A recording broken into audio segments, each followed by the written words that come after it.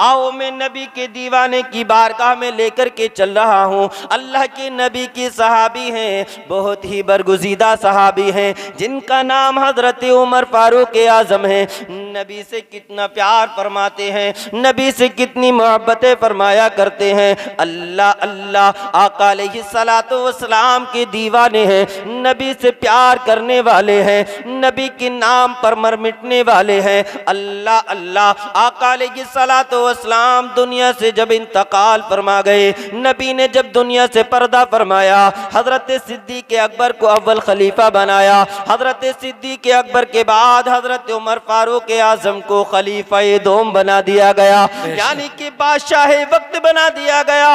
लेकिन ये दीवाना मुस्तफ़ा है, ये आशिक़ रसूल है, इसके दिल में नबी की मोहब्बत का चिराग रोशन है, इसके दिल में नबी की मोहब्बत बसी है। जैसे ही हजरत उमर फारूक आज़म ने बादशाहत को संभाला है, जैसे ही बादशाहत को हजरत उमर फारूक आज़म ने अपनी बादशाहत को संभाला, यह दीवाना मुस्तफ़ा है, नबी की शरीयत पर अमल करने वाले हैं। अल्लाह अकबर। हजरत उमर फारूक आज़म ने अपनी बादशाहत को नबी की शरीयत के मुताबिक चलाना शुरू कर दिया है।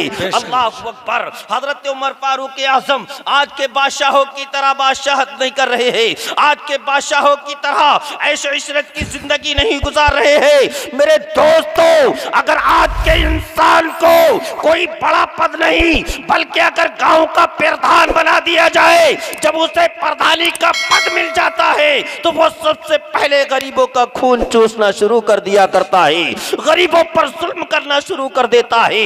मेरे दोस्तों, होना तो ये चाहिए था, जब गांव के लोगों ने तुझे प्रधान बनाया है, तुझे अपना नेता माना है, अपना यानी कि अपना वारिस माना है, तो उसे होना तो ये चाहिए था, गांव के अंदर जो भी गरीब है उनके पास जाता और पास जाकर के पूछता, ए मेरे भाई बता तुझे कोई तकलीफ तो नहीं है, ए मेरे भाई बता तुझे कोई परेशानी तो नहीं है।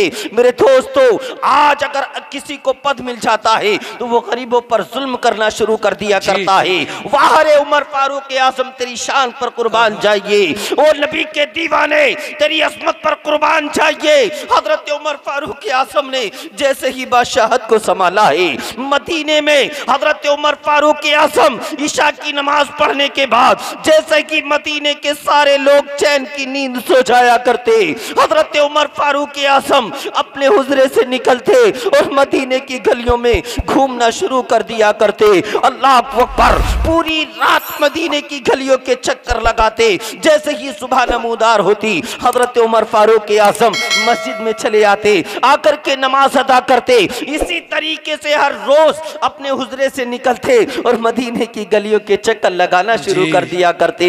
अल्लाह अल्लाह। हजरत उमर फारूक आज़म रात की तारीकी में, रात के सन्नाटे में हजरत उमर फारूक आज़म क्यों मदीने की गलियों के चक्कर लगा रहे हैं? अल्लाह अकबर। इसकी वजह क्या थी? ये मामला क्या था?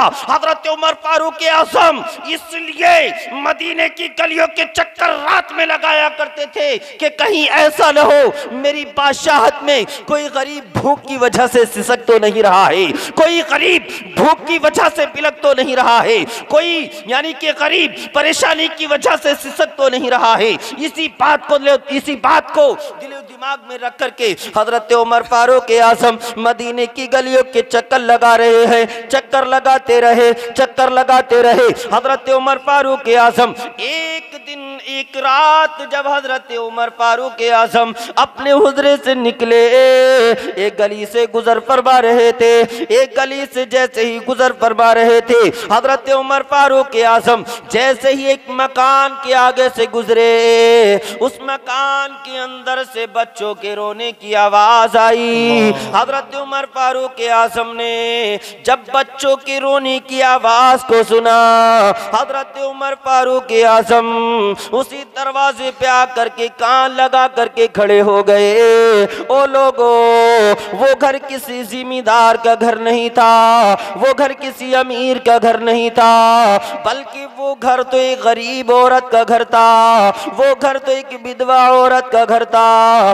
उसके शोहर का इंतकाल हो चुका था, उसके छोटे छोटे मासूम से बच्चे थे, उसके घर खाने पीने का साजो सामान खत्म हो चुका था, उसके बच्चे भूख से सिसक रहे थे, उसके बच्चे भूख से बिलक रहे थे। रात की तारीकी में वो बच्चे अपनी माँ से फरियाद कर रहे थे, अपनी माँ से इल्तिजा कर रहे थे, अम्मी जान हमें भूख लगी है, खाना चाहिए, अम्मी जान हमें भूख लगी है, खाना चाहिए। माँ की ममता पर कुर्बान जाइए, माँ की असमत पर कुर्बान चाहिए। माँ को सताने वालों, माँ पर जुल्म करने वालों, माँ पर अत्याचार करने वालों, कान खोल करके सुन लो, माँ हमारे लिए क्या कुछ ना किया करती है।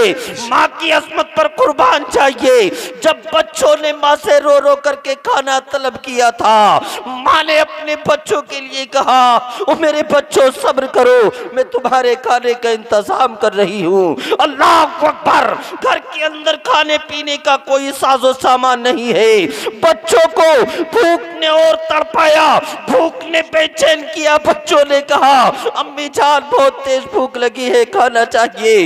रात की तारीकी है, रात के सन्नाटे में माँ बेचैन है, बेकरार है, कोशिशें करती है कि मेरे बच्चों को सुकून मिल जाए, मेरे बच्चों को राहत मिल जाए, लेकिन बच्चों को राहत नहीं मिल रही है। बच्चों को जब ज्यादा बेचैन होते हुए देखा, बच्चों को रोते हुए माँ से देखा ना गया। माँ ने अपने बच्चों को सुकून पहुंचाने के लिए, माँ ने अपने बच्चों को तसल्ली देने के लिए कितनी बेहतरीन तरकीब निकाली है, कितना बेहतरीन आइडिया निकाला है। माँ ने सोचा अपने बच्चों को सब्र दिलाऊं। माँ ने एक पतीली को उठाया और पतीली को उठाने के बाद उसमें पानी को भरा, चूल्हे पर रख दिया। चूल्हे पर रखने के बाद माँ ने उसके नीचे आग जलाना शुरू कर दिया और कहा, मेरे बच्चों देखो देखो, अब तो मैंने यानी कि चूल्हे में भी आग जला दी है। और मेरे बच्चों थोड़ी देर तुम सो जाओ, जैसे ही खाना बन के तैयार हो जाएगा मैं तुम्हें पेट भर के खाना खिलाऊंगी। अल्लाह अकबर। बच्चों से ये गुफ्तगू कर रही थी, बच्चों से इस तरीके से कह रही थी। उधर हजरत उमर फारूक आज़म दरवाजे पर खड़े हुए इस बात को सिमात कर रहे थे। अल्लाह अकबर। हजरत उमर फारूक आज़म ने जब माँ की इस गुफ्तगू को सुना, बच्चों की फरियाद को सुना, हजरत उमर फारूक आज़म के पैरों के नीचे से जमीन खिसक गई। हजरत उमर फारूक आज़म ने वहीं से अपने माले गोदाम की तरफ को दौड़ लगाई है।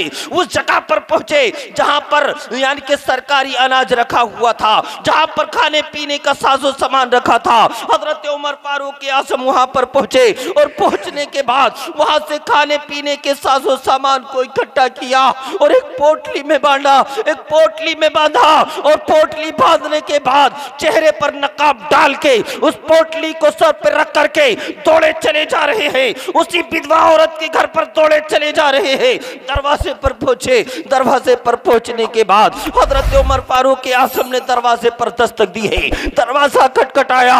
रात की तारीकी है, रात का सन्नाटा है। वो गरीब औरत, वो लाचार औरत, वो मजबूर औरत अपने धीमे धीमे कदमों से दरवाजे पर आती है और दरवाजे पर आने के बाद उसने अपने दरवाजे को खोला और जैसे कि दरवाजा खोला हजरत उमर फारूक आज़म घर के अंदर दाखिल हो गए। जैसे ही हजरत उमर फारूक आज़म घर के अंदर दाखिल हुए, हजरत उमर फारूक आज़म ने उस अनाज के खाने पीने के सामान की पोटली को उसके सहन के अंदर रखा और कहा, बहन देर ना करो, बल्कि जल्दी से इसमें से कुछ सामान को निकालो और अपने बच्चों के लिए खाना तैयार करके पेट भर के खाना खिला दो। अल्लाह अकबर। जब हजरत उमर फारूक आज़म ने इतना कहा, माँ की चीख निकल गई, रोने लगी, कहने लगी, ओ भैया अगर अल्लाह पाक आज का बादशाह बनाता तो तुझे बनाता।